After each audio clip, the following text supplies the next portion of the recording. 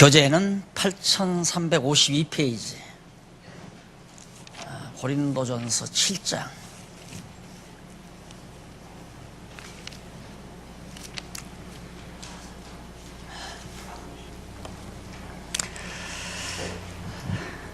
(7장) 1절 봅니다.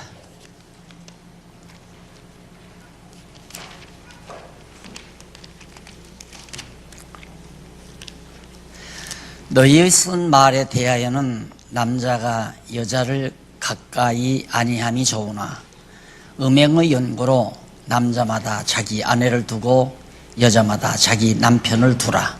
2절까지 봉독했습니다. 오늘은 단합에 처해되는 문제에 대해서, 단합에 처해되는 문제.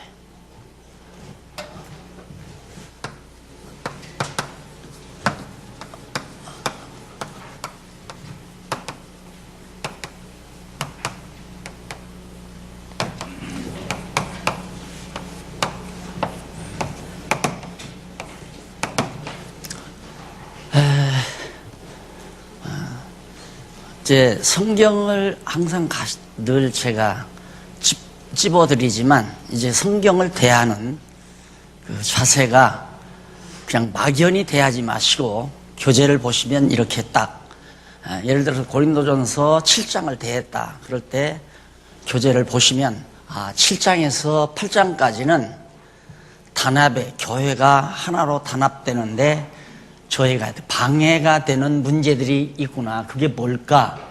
그것에 대해서 7장과 8장에서 말한다.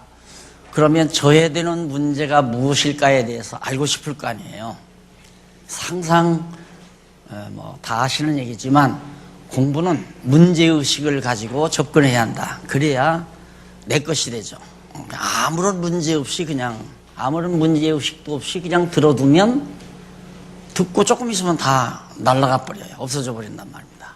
그러니까 문제의식을 반드시 가지고, 오늘 공부하러 나오셨으니까 오늘 첫 시간에 문제의식은 정말 교회가 하나로 단합되는데 방해가 되는 문제들이 어떠한 것이 있나, 고린도 교회는 어떠한 문제들이 있었나, 그거에 대해서 집중적으로 여러분들이 관심을 가지고 공부를 하시면 됩니다.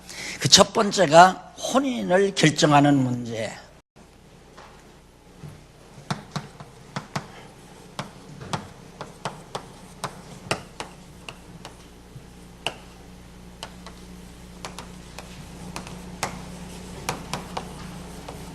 이 7장 1절로부터 16절까지.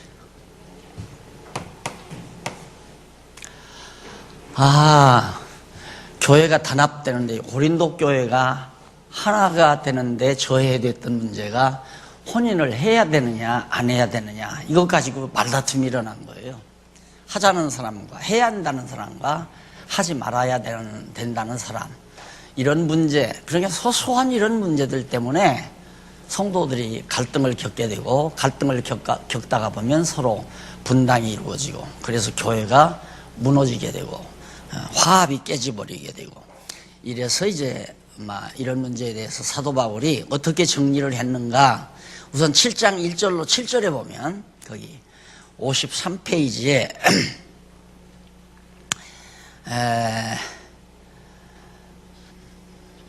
53페이지에 보면 7장 1절로 7절 거기 보면 제가 2절까지 읽어드렸죠.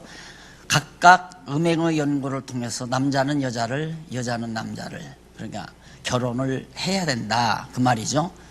그러면 3절, 남편은 그 아내에게 대한 의무를 다하고 아내도 그 남편에게 그렇게 할지라. 그러니까 결국 남자와 여자가 같은 상대에게, 남자는 여자에게, 남편은 아내에게, 아내는 남편에게 해야 할 일이 있는데, 바로 의무를 각각 다 해야 한다. 남편도 아내에게 의무, 아내도 남편에게 대한 의무. 그것은 곁길로 빠지지 않도록, 아내나 남편이 견문질로 빠지지 않도록 붙들어 주어라. 이제 그런 얘기죠. 그러면서 4절, 아내가 자기 몸을 주장하지 못하고 오직 그 남편이 하여 남편도 이와 같이 자기 몸을 주장하지 못하고 오직 그 아내가 하나니 서로 분방하지 말라. 다만 기도할 틈을 얻기 위하여 하루 이상 얼마 동안은 하되 다시 합하라. 이는 너희의 절제 못함을 인함이라. 사단으로 너희를 시험하지 못하게 하려 함이라. 결국 남편과 아내가 서로 자기 의무를 감당하지 못할 때에는 사단의 유혹을 받을 수밖에 없는 것이다. 그래서 서로 정말 분방하지 말고 같이 지내야 되고, 그 이유는 아무리 남자가 자기 몸이라 하더라도 자기 몸을 자기 스스로 주장하지 못한다. 여자도 마찬가지고요. 여자도 자기 몸이라고 해서 자기 마음대로 자기 몸을 주장할 수 있느냐, 그게 불가능하다 이 말이에요. 왜? 한 몸으로 하나님이 만들어 놓았기 때문에. 그래, 남자와 여자가 서로가 자기가 해야 될 임무를 서로 감당해 줄 때 사단이 틈타지 못하게 해서 역시 음행하는 일이 없게 되어진다. 이런 교훈을 바울이 지금 해주고 있습니다. 그래서 서로 분방하지 말라. 그리고 6절에 보면 그러나 내가 이 말을 하면 권고요 명령은 아니라. 그냥 내가 아는 대로 권고한 것이지 그렇게 명령은 내가 하는 게 아니다. 명령으로 하는 건 아니다. 나는 모든 사람이 나와 같기를 원하노라. 그러나 각각 하나님께 받은 자기의 은사가 있으니 하나는 이러하고 하나는 저러하니라. 그래서 결혼하는 문제, 부부가 같이 살아가는 문제에 대해서는 내가 꼭 결혼을 해라, 하지 말아라 이렇게 권면하는 건 아니고, 자기가 바라기는 차라리 자기처럼 혼자 사는 게 참 좋겠다 이런 얘기예요. 자기처럼 혼자 살았으면 하고 권면하지만 그러나 받은 은사가 각각 다르다. 어떤 사람은 반드시 결혼하고 살아야 되고, 어떤 사람은 결혼 안 하고도 살 수 있는 은사를 받은 사람이 있고, 그렇게 그런 생활 자체도 은사에 속한 거란 말입니다. 그러니까 왜 당신은 결혼 안 하느냐, 결혼해야 한다 주장하는 것도 잘못이고, 결혼하지 말라고 강요하는 것도 잘못이고, 바울은. 그래서 여기서 핵심적인 것은 이런 건덕에 관한 문제는 명령이 있어서는 안 된다. 권면이 있을 뿐이다. 명령은 건덕 차원에서는 명령으로 되는 게 아니다 그 말이죠. 이것이 이제 7절까지 사도 바울이 지금 권면한 내용이고요. 그리고 계속해서 읽다가 보면 그 의미를 더 파악할 수 있습니다. 8절로 11절에 보면 55페이지에 나오죠.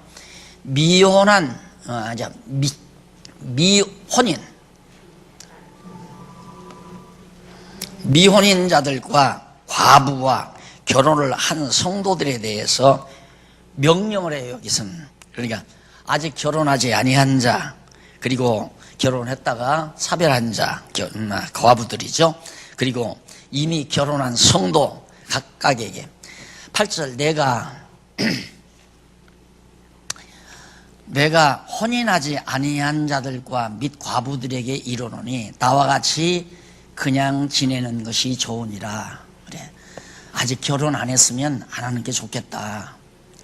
또 이미 사별을 했으면 그냥 지내는 게 좋겠다. 헤어졌어도 그냥 지내는 게 좋겠다. 만일 절제할 수 없거든, 자기 몸을 스스로 감정을 절제하지 못할 때에는 차라리 혼인을 해라. 그러니까 절제 못하는 경우는 혼인하는 게 낫고, 절제할 수 있는 힘이 있으면 그냥 지내는 것이 좋다. 정욕이 불같이 타는 것보다 혼인하는 것이 나으니라.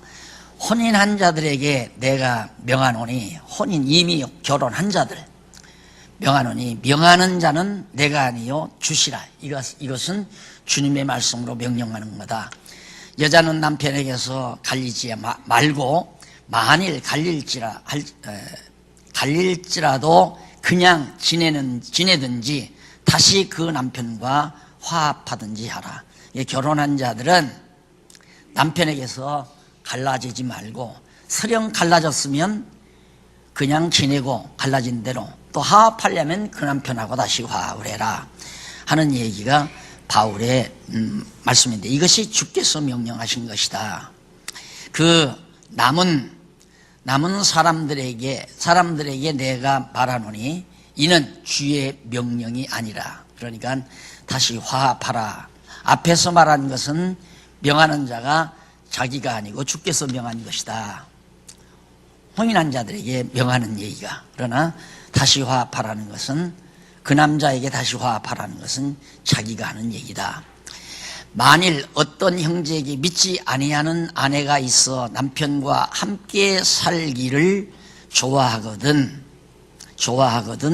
저를 버리지 말며, 어떤 여자에게 믿지 아니하는 남편이 있어 아내와 함께 살기를 좋아하거든 그 남편을 버리지 말라. 그러니까 보통은 우리 이제 전통적인 교회는 믿는 사람은 안 믿는 사람과 결혼을 못하게 했어요.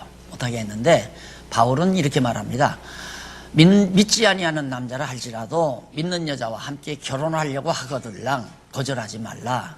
그리고 믿는 남자에게 믿지 아니하는 여자가 시집 오기를 원해도 그걸 거역하지 말라. 이유는 믿지 아니하는 남편이 아내로 인해서, 아내와 함께 살면서 안 믿는 남편이 믿을 수도 있고, 또 반대로 안 믿는 아내가 남편으로 인해서 서로 믿을 수가 있기 때문에 반대하지 말라 하는 것이 바울의 권면입니다. 그래서 14절 중간에 보면 남편으로 인하여 거룩하게 되나니 그렇지 아니하면 너희 자녀도 깨끗이 못하니라. 자, 이 말씀이 상당히 조금 무게가 있는 내용이라고 볼 수 있죠. 무게가 있는 내용인데, 거기 지금 14절에 나온 얘기인데요. 14절에 교재 8358페이지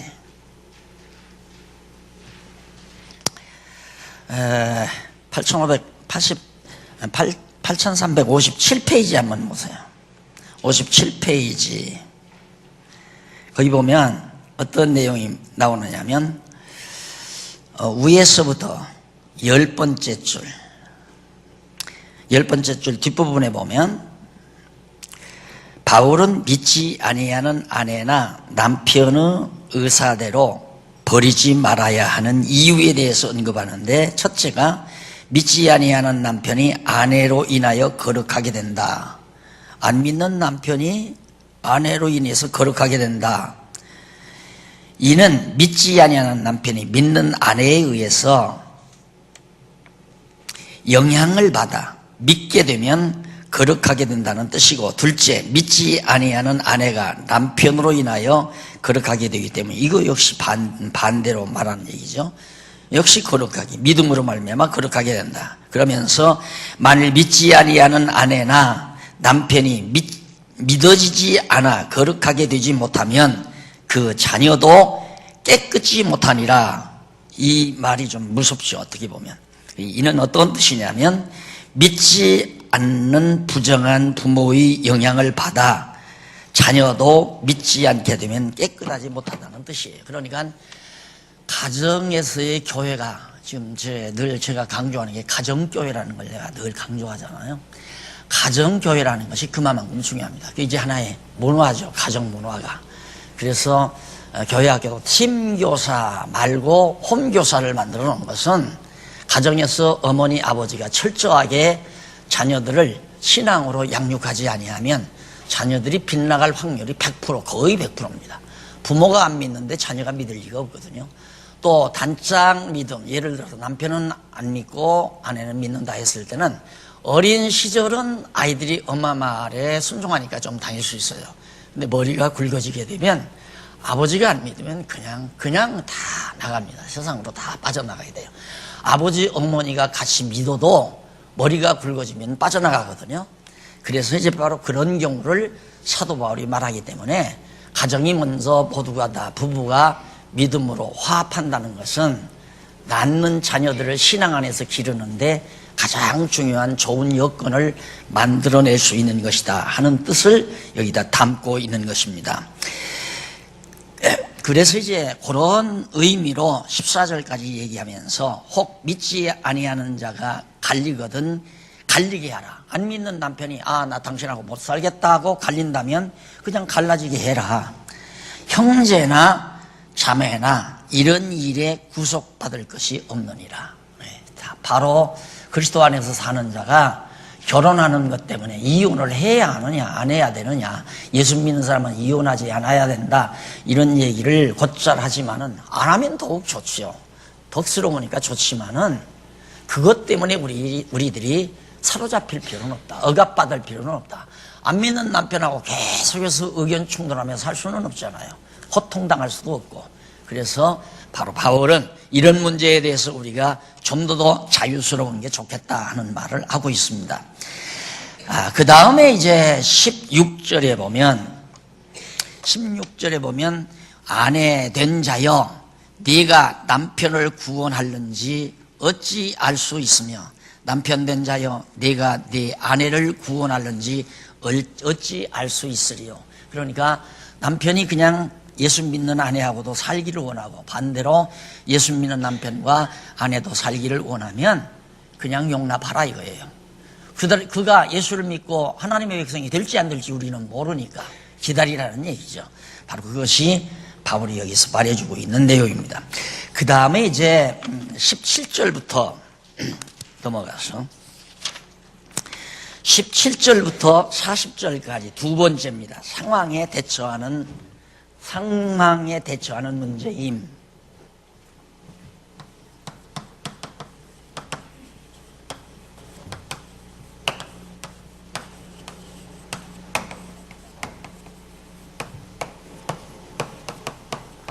(7장) 17절로부터 40절까지인가 마지막 절까지죠. 자, 사람들이 살아가는 상황들이 다 각각 다르잖아요. 어떤 사람은 도시에 살 수도 있고 어떤 사람은 농촌에 산골에, 안 그러면 이방 나라에, 다른 나라에 가서 살 수도 있고, 공산주의 치하에 살 수도 있고 자본주의 치하에 살 수도 있고, 이런 여러 가지 상황들이 있는데 그런 상황을 우리가 어떻게 대처할 것인가, 특히나 생활 속에서. 그래서 17절로부터 24절에 보면 누구나 부름받은 상황에서 그대로 행할 것을 권면합니다. 내가 처음 예수를 믿기 시작할 때 그 모습 그대로. 그러면 내가 안 믿는 집에 시집을 가서, 제사를 지내는 집에 가서 살다가 어떻게 내가 예수를 믿게 됐어요. 그런다고 해서 그 집에서 뛰쳐나오고 이혼하지 말라 그 말이에요. 그냥 그 상황을 그대로 견뎌내라 그 말이에요. 자, 예를 들면 그래서 17절 한번 보실까요? 17절에 보면 오직 주께서 각 사람에게 나눠주신 대로 하나님이 각 사람을 부르신 그대로 행하라. 하나님께서 처음 예수 믿도록 소명할 때 부르실 그 당시 그대로 행하고 있어라. 남의 집에 종노릇하고 있었을 때 예수를 믿기 시작했으면 그 집에 종노릇 하면서 그대로 예수를 믿고 신앙생활하라. 모든 교회에서 이와 같이 명하노라. 어떤 교회도 이대로 행하기를 바란다. 할례자로 부르심을 받은 자가 있느냐? 과거 구약시대 유대인들이 할례를 받고 예수를 믿기 시작한 자냐? 그런 자가 있으면 할례 받은 그대로 그냥 예수를 믿고, 할례 받지 않은 자가 있으면 구태여 예수 믿은 나면 할례 받으려고 할 것 없다. 이제 그 얘기예요. 부름받을 당시 그대로가 좋으니까 그대로 생활하도록 해라. 꼭 뭐 할례 당신은 안 받았으니까 받아야 된다. 받은 할례를 어떻게 안 받은 할례로 만들겠어요. 그러니까 그거 너무 그렇게 신경 쓰지 말고 그대로 유지하고 살아라 하는 얘기예요. 그러면서 하나님의 명령을 지킬 따릅니다. 왜 나오죠? 하나님의 명령. 19절 마지막 절에 나오죠. 그 하나님의 명령이란 뭐냐면 명령이 아니라 계명. 사랑의 계명이에요. 그러니까 건덕이라고 하는 것은 사랑의 법으로 행해 나가는 거예요. 사랑의 법이 결여되면 건덕은 세울 수가 없습니다. 누구의 명령에 의해서, 강압에 의해서 행동을 자제한다면은 그건 건전한 방법이 아니다 그 말이에요. 당신 예수 믿는 사람은 이혼하면 안 돼, 이런 법이 있어서 역시 이혼을, 남편이 같이 살기를 원치 아니하는데도 이혼을 했다. 그건 억지로 계명에, 그러니까 율법에 의해서 한 거라 이 말이에요. 그런데 그게 아니고 내가 그 영혼을 사랑하는 마음이 있으면은 아이고 저 영혼을 내가 속상해도 내게 대두면 혹시라도 예수를 믿을 날이 있지 않겠나, 이런 사랑이 기반이 돼서 이혼을 안 하면 그게 건덕을 세우는 거죠. 그러나 예수 믿는 사람은 이혼하면 안 돼, 이 법 때문에 이혼을 안 한다면 그건 건덕도 아니고 아무것도 아니다, 공연히 억압만 당하는 것이다, 이런 얘기입니다. 그래서 바울이 지금 그런 하나하나 행동에 대해서, 왜 이런 것들 때문에 막 이론이, 이런 상황에 대처하는 문제 때문에 아무개 집사는 이혼했대, 아무개 권사는 뭐 어쩌고 했대, 안 믿는 남편하고 산대, 이래가지고 교회가 시끌적하다 이 말이에요. 그러니까 그런 거에 대해서 너무 그렇게 구애받지 말고 이미 부름받을 당시의 상황에서 그냥 다 소화하면서 하나님의 계명을 지켜나가는 것, 즉 사랑하며 사는 것이 가장 중요한 것이다. 한 영혼을 불쌍히 여기는 마음이 있으면 서령 마음에 들지 아니하는 아내라도, 서령 마음에 들지 아니하는 남편이라도 그저 아야 내 팽가쳐버리지 아니하고 그냥 놔둘 수도 있다 이 말이에요. 그러나 싫어서 나가는 경우는 할 수가 없는 거고요. 자, 이런 것들이 다 우리가, 그러나 거기 보면 이제 21절에 보면 네가 종으로 있을 때의 부르심을 받았느냐 염려하지 말라. 남의 종살이 하면서 부름을 받았으면 종살이로 그냥 있고, 그 다음 그러나 자유할 수 있거든 자유롭게 살아라. 왜 종살이에서 벗어날 수, 왜 종살이 하니까 주일날도 일을 시키고 성경 공부하러 가고 싶은데 역시 성경 공부할 시간을 가질 수가 없고, 예수 믿는다고 주인이 자꾸 구박하고, 그러니까 내가 이 집에 종살이 안 하고도 살 수 있는 어떤 길만 있으면 그런 거기에 얽매여서 살 수가 없다. 마찬가지죠. 똑같이 남편이 교회 안 가는 게 계속해서 반대한다, 싫어하고 반대하고 구박하고, 그럴 경우는 벗어날 수만 있으면 벗어나는 것이 좋다는 말과도 같이 다 통하는 겁니다. 그 다음 22절, 주 안에서 부르심을 받은 자는 종이라도 주께 속한 자유이리다. 그래서 이게 이 건덕에 관한 문제에서 단합이 저해되는 이런 문제에서 여기에 이제 자유라는 게 나오거든요. 자유. 바울은 이 자유 사상을 굉장히 강조해요. 누가 누구에게 억압당하지 말라 그 말이에요. 그래서 이 자유롭게 하다 보니까 이런 혼란 상태가 이루어지잖아요. 이런 혼란 상태가 이루어지니까 소위 신문에도 제가 게재했지만 17세기 경건주의 운동이 일어나게 되고, 그래서 수도원 운동이 일어나고, 그 다음 수녀운동, 수도원에서 수녀들이 시집가지 않고 사는, 또 신부들이 장가가지 않고 노릇해야 하는 그런 억압된 종교 제도를, 종교적인 제도와 형식을 만들어 놓고 사람들을 갖다가 다 이렇게 규제한다 이 말이에요. 그건 아니다 이 말이에요. 이런 문제에 대해서 자유를 박탈당하지 말라. 할 수만 있으면 자유롭게 지나도록 해라 하는 것이 바울이 권면하는 내용입니다. 그래서 거기 보면 아무리 인간에게는 종로로 단다 할지라도 그리스도에게는 자유인이다. 이와 같이 자유로 있을 때에 부르심을 받은 자는 그리스도의 종이니라. 이미 자유롭게 부르심을 받은 자는 자유인이 아니라 엄밀히 말해서 주님의 종이다. 주의 종. 노예란 얘기죠. 노예. 그러니까 진정한 자유란 뭐냐. 그래서 이 사회학적으로 정치적으로 자유라고 하는 개념이 모호해요. 그래서 조금 과하면 방종이라는 말과 자유라는 말을 혼동을 해요. 그런데 우리 성경은 명쾌해요. 자유란 뭐냐. 그리스도의 종이 되는 게 자유예요. 역시 다 하나뿐이지만 사랑의 종이 되는 것도 자유고, 내가 사랑의 포로가 되는 것, 노예가 되는 것도 자유고, 주님의 종, 복음의 종이 되는 것도 자유롭다 이 말이에요. 그러니까 이게 왜 그러는가? 성령이 내 마음속에 감동해서 복음을 위해서, 주를 위해서 살고 싶은 뜨거운 사명감이 내게서 일어나니까 내가 하는 거죠. 그 종노릇을 한다. 주님의 종노릇을 내가 하는 거예요. 또 내 마음속에 그런 소원을 주고 하나님께서 그런 열정을 주어서, 그러니까 이것은 주님에게 억압당해서 무서워서 두려워서 하는 게 아니라 즐거워서 하나님의 주님의 종으로서, 사랑의 종으로서, 주의 종으로서 즐겁게 살아가기 때문에 진정한 자유인이다. 그러니까 사람의 종을 만들면 안 돼요. 사람의 종을. 근데 그동안 우리 전통교회가 거의 성도들을, 하나님은 눈에 안 보이잖아요. 예수님도 눈에 안 보이고. 그러니까 목사는 하나님의 정권대사다 해서 모든 성도를 목사의 종으로 만들어버린 거예요. 목사 말 잘 들으면 믿음 좋다고 하고, 목사에게 충성하면 신앙 좋다고 인정해주고 알아주고, 그런 것으로 이제 목회가 이루어져 가는 거거든요. 그게 아니고 온전히 주의 종으로서 하나님의 종이 되게 만드는, 이것이 이제 바울이 말하는 그리스도에게 중매시키는 거다.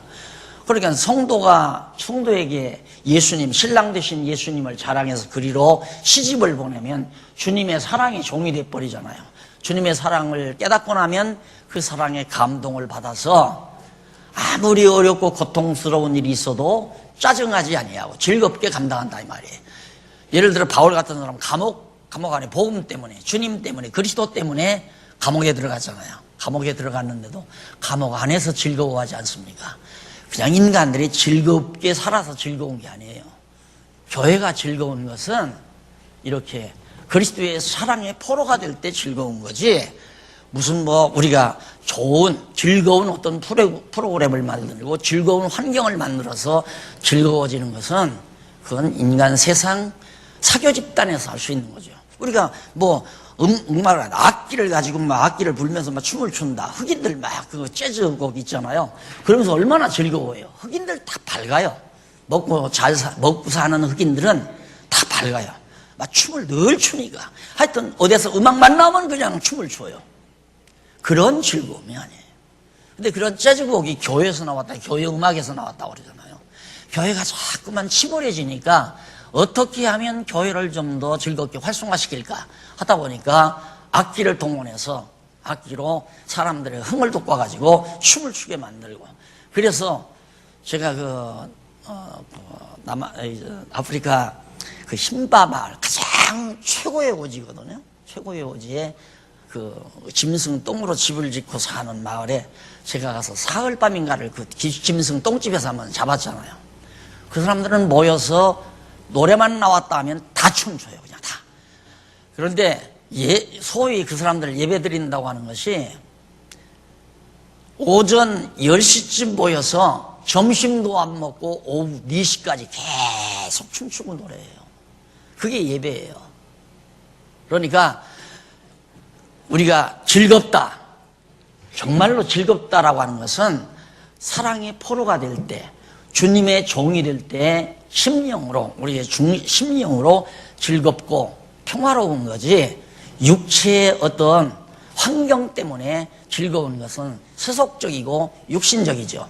그래서 사도 바울이 바로 지금 절대로 우리가 어찌하든지 자유인이 되라, 어디에 얽매이지 말고, 이 자유는 주님의 종으로 노예로 살아라, 사랑의 포로가 되라 하는 말과 같은 의미를 지닌다 하는 얘기입니다.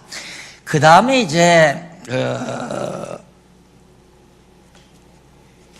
그렇게 해야 되는 이유는 거기 나오는데 23절에 한번 보실까요? 7장 23절 거기 보면 너희는 값으로 사신 것이니 사람들의 종이 되지 말라. 절대 인간의 종이 되면 안 돼요. 그러니까 사회에서, 회사에서는 사람 종으로, 회사에서는 사장의 명령에 불복하면 잘려요. 그 10번도 잘리죠. 그런데 교회도 그랬잖아요. 목사 말에 거역하면 당장 잘려요. 그냥 강대싹에서 잘라버리죠. 장로 이제 내일부터 장로 일 하지 말라고, 당신은 권사 내일부터 하지 말라고. 그게 지난날 전통교회라 이 말입니다. 왜? 모든 성도가 목사의 종이라고 착각하니까. 모든 성도는 목사 말을 듣고 사는 것이 신앙이 좋은 거라고 그렇게 전부 쇠뇌를 시켜놨잖아요.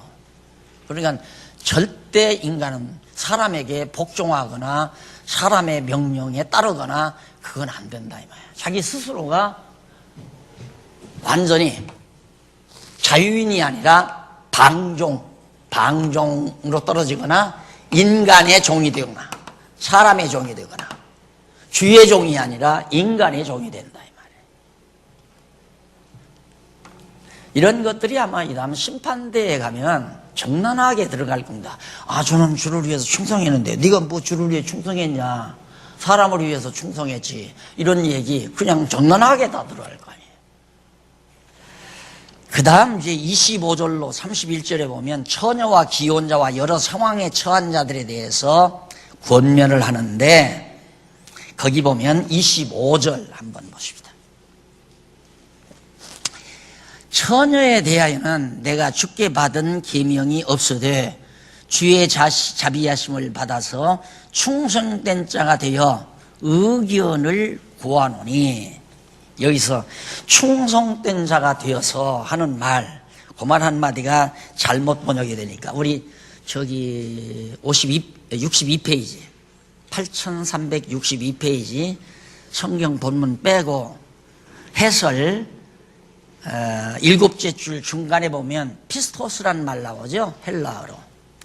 그 말이 이는 대상이 믿을 만한 또는 주체가 신실한, 믿는 등의 뜻이다. 따라서 본문은 바울이 처녀에 대한 주님의 명령을 받지 아니했으나 긍휼히 여기심을 받은 긍휼히 여기심을 받은 믿을 만한 자인 내가 의견을 말한다는 것입니다.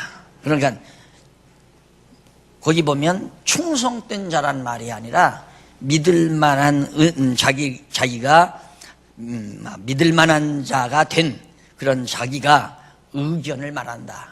그러니까 내가 거짓말 안 하고 믿을 만한 자이기 때문에 내가 내 의견을 말한다 하면서 처녀들이 시집 안 가는 것이 좋다라고 권면합니다. 이것 때문에 사실 그 수녀제도, 천주교의 수녀제도를 정당화하는 그런 어리석은 룰을 범하는 거죠. 그래서 그 내용이 어떠한 내용이냐면 밑에 줄바꾼데 나오죠. 줄바꾼데서 위에 쪽으로 일곱째 줄 중간에 보면 밑에 줄바꾼데서 위쪽으로 일곱째 줄 중간에 보면 믿을 만한 바울의 의견은 뭐냐면 머지않아 로마 제국 치하에 있는 예루살렘을 비롯한 모든 나라들에 반드시 닥쳐올 극심한 환난을 가리킨다. 그래서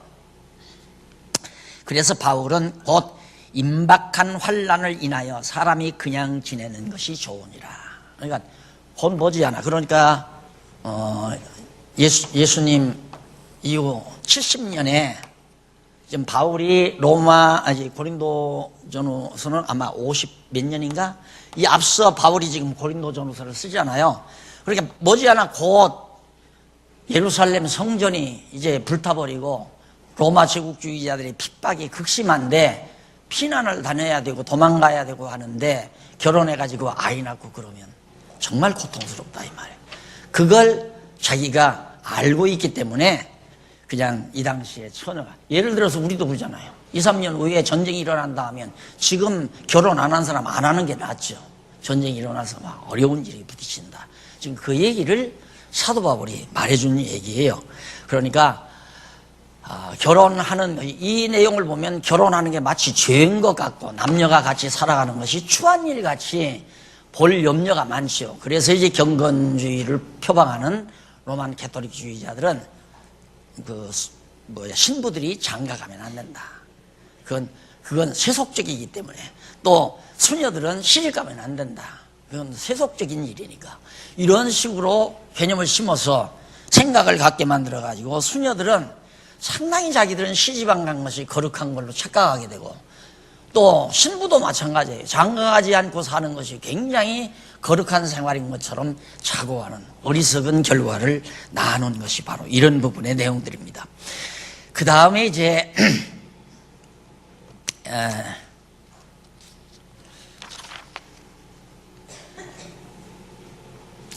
그러나 28절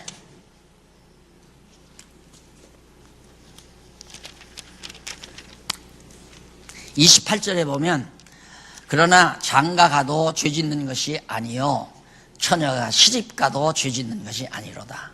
이런 이들은 육신의 고난이 있으리니 나는 너희를 아끼노라. 육신의 고난이 왜 따르는가? 곧 이제 환란이 오는데, 예루살렘에 환란과 핍박이 이제 닥쳐오는데, 로마 제국주의에 의해서 틀림없이 육신의 고통이 따르게 된다, 이 얘기예요.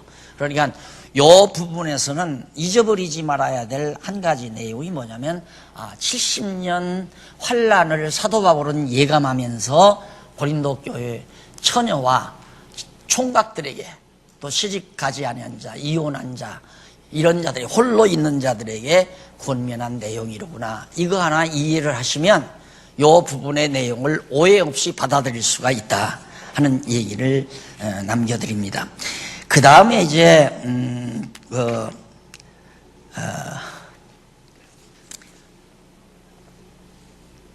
그 다음에 29절, 형제들아 내가 이 말을 하노니 때가 단축하여진 거로 이후부터 안에 있는 자들은 없는 자같이 하며, 이 때가 단축됐다는 말, 가까웠다 이 말이에요. 단축됐다.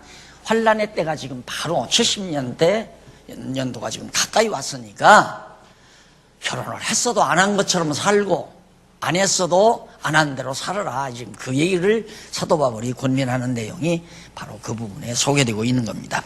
그 다음 넘어가서 7장 32절로 35절, 63페이지에 나오죠. 63페이지. 미혼이나 기혼 남녀의 결국을 그들 유익을 위하여 알려주고 있습니다. 결혼하지 아니한 자나 결혼한 남녀의 결과가 어떻게 되냐, 결국이 어떻게 되시는가에 대해서 32절로부터 지금 설명이 돼요. 32절 한번 보십시다. 너희가 염려 없기를 원하노라. 딱 첫 마디가 그러잖아요. 결혼한 자나 결혼 안 한 자나 염려가 되지 않기를 원한다. 장가 가지 않은 자는 주의 일을 염려하여 어찌하여야 주를 기쁘시게 할꼬 하되, 장가 간 자는 세상 일을 염려하여 어찌하여야 아내를 기쁘게 할꼬 하여 마음이 나누이며, 시집가지 아니한 자도 마찬가지죠. 마찬가지로 그런 결과를 낳는다. 그래서 거기 내려가 보면 이제 35절.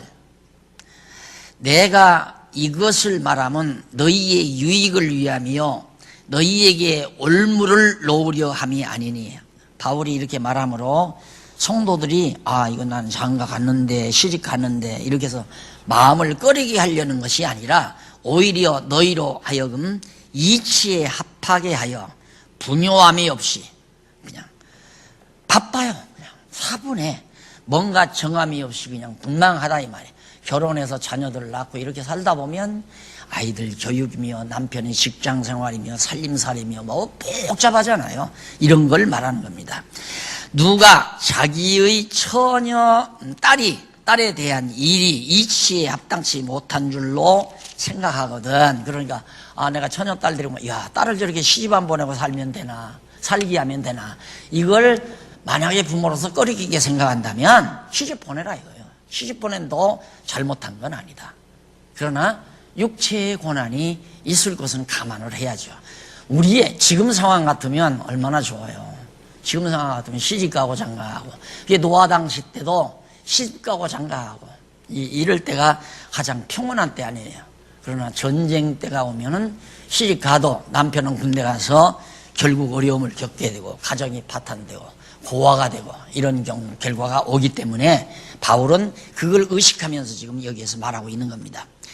37절. 그러나 그 마음을 굳게 하고 또 부득이한 일도 없고 자기 뜻대로 할 권리가 있어서 그 처녀 딸을 머물러 두기로 마음에 작정하여도 잘하는 것이니라. 처녀 딸 시집 보내도 잘하고 안 보내도 잘하는 것이다. 그러니까 건덕에 관한 문제는 이래야 된다, 반드시 이래야 된다가 아니에요. 이래도 되고 저래도 되는데, 문제는 뭐냐면 싸움하지 말아라 이 말. 싸움을 하지 말아라. 건덕 문제로 싸움을 하지 말아라. 이렇게 서로 분리되지 말아라 이 말이에요. 우리들이 보통 그래서 제가 이제 그런 얘기를 했는데, 우리 교회 결정을 할 때, 교회에서 일을 결정할 때 성경에 명시된 것은 그냥 합의를 봐야 돼요. 성경에 이랬지 않느냐, 그럼 모두가 거기에 승복을 해야 돼요. 그러나 건덕에 관한 것은 그건 합의를 볼 수가 없잖아요. 이래도 좋고 저래도 좋으니까 이 사람 다르고 저 사람 다르다 이 말이야.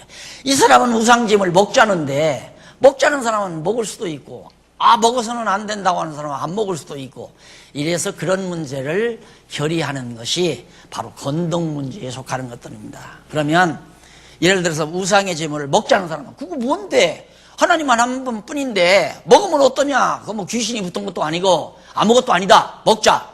이러는데 믿음이 약한 자는 아이고 저 귀신 붙은 건데, 귀신에게 줬던 건데 저걸 먹으면 되나? 벌써 양심에 부담이 가요. 그게 영혼의 상처라고 그래서요. 바울은 말하기에 그게 영혼의 상처다. 예, 믿음이 어리니까 그럴 때에는 키워야 돼요. 이건 좀 보류합시다.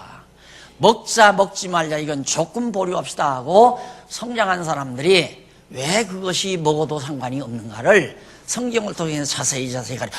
그래요? 그러면 나도 먹으면 되겠네요. 그리고 편안한 마음으로 먹을 수 있으면 얼마나 좋겠어요. 그래서 사실 먹지 말자는 사람은 먹지 말자는 사람들끼리 가르쳐야 되고, 먹자는 사람은 먹자. 이 사람들은 신앙적으로 성숙한 사람이니까 하나님은 한 분뿐인데 그 뭐 귀신에게 제사 드리는 건 물건 먹으면 또 그까지 어떻겠어요? 아무 상관이 없는 거예요. 이런 걸 보면 우리가 마음의 꺼리낌을 가진다는 것이 영혼과 직결된다는 걸 알 수 있잖아요. 상대방의 마음에 부담을 갖게 한다는 것. 그래서 이럴 경우에는 항상 성숙한 자가 양보를 하고 기다려주고 또 자꾸 알려주고 깨닫게 해주고, 이것이 이제 올바른 자세인데, 성숙한 자가 사랑은 배제되고 어린 자들에 대한 사랑은 배제되고, 뭐 먹으면 어떠냐? 바울도 말아. 먹어도 상관없다고 그랬다. 하나님 한 분뿐이니까. 바울이 건덕 문제에 대해서 먹을 수 있는 자는 먹어도 된다는 얘기죠. 그런데 이것 때문에 지금 문제가 생긴 거 아니에요. 다나비의 저와 고린도 교회가. 그래서 이런 문제로 서로 왈가왈부 분쟁을 하고 싸움을 하게 되면 교회가 다 자꾸만 분열이 되고 단합이 깨져서 많은 상처를 받게 된다. 그런 얘기입니다. 그래 결국 사도 바울이 이처럼 하나하나 건덕 문제에 대해서 가르쳐 주는 것은 교회를 하나로 만들어가기 위해서. 자, 그러면서 비유를 들었는데 39절에 아내가 그 남편이 살 동안에 매여 있다가 남편이 죽으면 자유하여 자기 뜻대로 시집갈 것이나 주 안에서만 할 것이니라. 그러나 내 뜻에는 그냥 지내는 것이 더욱 복이 있으리로다. 나도 또한 하나님의 영을 받은 줄로 생각한다. 자기 생각에는, 자기에게 오는 하나의 영감으로는 이미 남편과 헤어졌으면 남편이 죽었다. 그럼 구태여 또 시집도 안 가는 것이, 이것은 시대적 상황이에요. 그래서 이게 상황에 대처하라고 그랬잖아요. 그러니까 70년 환란이 곧, 그런데 예를 들어서 조금 가면 이제 또 나와요. 한 40대라 이 말이에요. 40대인데 남편이 세상 떴어요. 그러면 60이 되기까지는, 이때는 과부 명단이 있더라고요. 교회에 과부 명단이 있는데 60이 되기 이전에는 절대 명단에 올리지 말아라. 명단에 올라가면 과부들은, 혼자 사시는 분들은 생활이 어렵잖아요. 그래서 교회가 구제의 대상으로 그렇게 해놨습니다. 그러니까 왜 그러냐면 40대 여자가 남편이 죽은 다음에 자기 정욕을 이기지 못해가지고 시집을 또 간다 이 말이에요. 가면 과부 명단을 또 지워야 할 거 아니에요. 그러니까 60이 되기 전까지는, 그래 적어도 우리 체질상 60이 넘어야 자제력을 가질 수 있는, 60이 넘기 전까지는 자기 몸을 자기가 추스리기가 힘들도록 하나님께서 만들어놨다. 그 말은 젊은이들은 정력을 감당하기가 힘들다. 혼자서, 자기 혼자서. 그래서 이런 자들은 가라고 해. 시집을 가라. 못 이기거들랑 가고, 이길 수 있으면 그냥 지내는 것이 좋다 하는 것을 알려준 것이 35절까지 내용입니다. 그 다음 36절로부터 40절까지는 처녀인 딸의 부모나 미망인이 취할 처신에 대해서 또 한 번 강조하죠. 36절 내가 너무 빨리 나가서 읽었나요? 네, 죄송합니다. 주를 섬기게 하리 함이라. 누가 자기의 처녀 딸에 대한 일이 이치에 없다. 이거 다 했네요. 다 했는데 이쪽만 한번 보십시다. 65페이지 밑에서부터 11번째 줄, 밑에서부터 11번째 줄 중간 조금 지나서 보면, 따라서 본문은 어떤 자가 처녀인 딸에게 합당하게 처신하지 않고 있다고 생각하면, 시집을 보내야 하는데 아직 못 보내고 있다, 이렇게 생각하고 있다면 관습에 따라 혼기도 지나고 그렇게 해야 된다면 마음대로 하라. 시집 보내든가 말든가 마음대로 하라. 잘못하는 것이 아니니라. 시집을 보내라, 이 말이에요. 그러니까 부모가 꼭 그 관습에 따라서 시집을 꼭 보내야 한다고 한다면 마음대로 하라, 이거예요. 그러나 바울의 입장에서는 이 시대적 상황으로 봐서 이렇게 긴박한 시대가 오니까 처녀딸을 그냥 놔두는 게 좋다. 사실 지금도 그래요. 젊은 사람들이 시집도 안 가려고 그러고 장가도 안 가려고 그래요. 왜? 너무 살기가 고달프니까. 옛날 같으면 고달픈 게 아닌데, 이게 사회적 상황이 모두가 다 고급 승용차 타고 좋은 저택이, 좋은 아파트에서 살고 생활비 가지고 잘 먹고 잘 살고 좋은 옷 입고 사는데, 시집가 가지고 아이들 낳고 나면 교육을 시키랴 먹고 살랴 직장도 완전치 못하고 그러니까 뻔히 계산이 나오잖아요. 안 가려고 그래요. 참 힘든 세상 아닙니까? 그래서 바울도 그런 상황을 봐서는 상황에 대처하는 지혜로움이 필요하다, 이 말이에요. 그래서 이런 것 때문에 교회에 분분한 여론들이 많이 일어나는데, 그거 너무 그렇게 왈가왈부 흑백 논리로 따지지 말라, 그 말이에요. 자, 그 다음 이제 하나 더 나오는데, 양쪽 가로 3번. 3번 나오는데, 그건 뭐냐면 재물에 관련되는 문제입니다. 아까 제가 잠깐 설명드렸죠.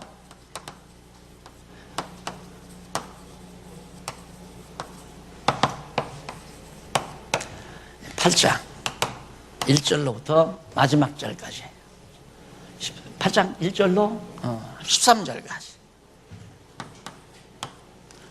자, 어떠한 문제들이 단합을 저해하는가, 교회 단합을 저해하는가.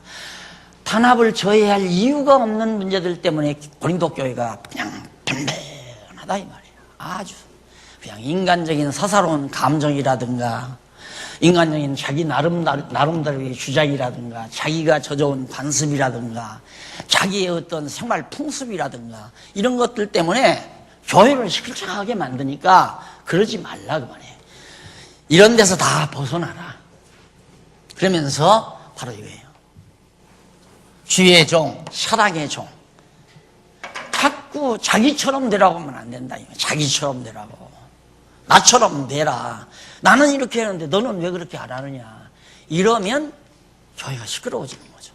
하나님께서 각자에게 주시는 은사가 다 각각 다른데, 받은 은사 따라 부르심을 받을 당시대로 그냥 각각 살도록 그렇게 말하면서 여러 가지 처지에 대해서 대처하는 지혜를 지금 사도 바울이 7장에서 말해주고 있습니다. 잠깐 차 한잔 드시고 8장부터 계속 하도록 하십시다.